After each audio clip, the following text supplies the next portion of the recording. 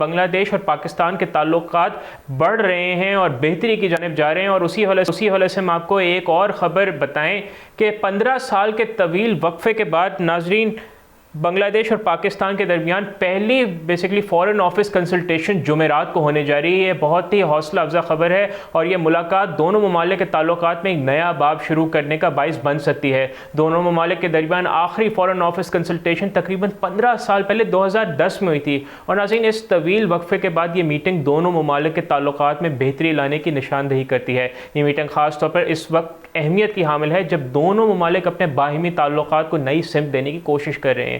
इस मीटिंग में दोनों ममालिक के सीनियर डिप्लोमेट शरीक होंगे जो बाहमी दिलचस्पी के मुख्तलिफ मौज़ूआत पर बातचीत करेंगे। इस अहम मुलाकात में पाकिस्तान और बांग्लादेश के दरमियान trade and investment, cultural exchange, technology cooperation और रीजनल सिक्योरिटी जैसे अहम मसाइल पर गुफ्तगू होने का इम्कान है। नाज़रीन, यहाँ पर यह याद रखना ज़रूरी है कि पाकिस्तान और बांग्लादेश दोनों ही सरकारी तौर पर इस मीटिंग को मुस्बत करार दे रहे हैं और दोनों ममालिक के वज़ारत ख़ारजा के तर्जुमानों ने कहा है कि ये मुलाकात एक मुस्बत कदम है जिससे दोनों ममालिक के दरमियान ताल्लुकात को बेहतर बनाने में मदद देगी। माहिरीन के मुताबिक इस मीटिंग का मकसद सिर्फ सियासी मसाइल पर बातचीत करना नहीं बल्कि इकनॉमिक कोऑपरेशन और ट्रेड और जो नाज़रीन जो दोनों ममालिक या अक़वाम हैं उनके बीच का जो कनेक्शन है उसको बढ़ाना भी है। और ऑब्वियसली अगर आप देखें तो इन दोनों ममालिक से बाहर, क्योंकि बांग्लादेश की भी एक कसीर तादाद ओवरसीज़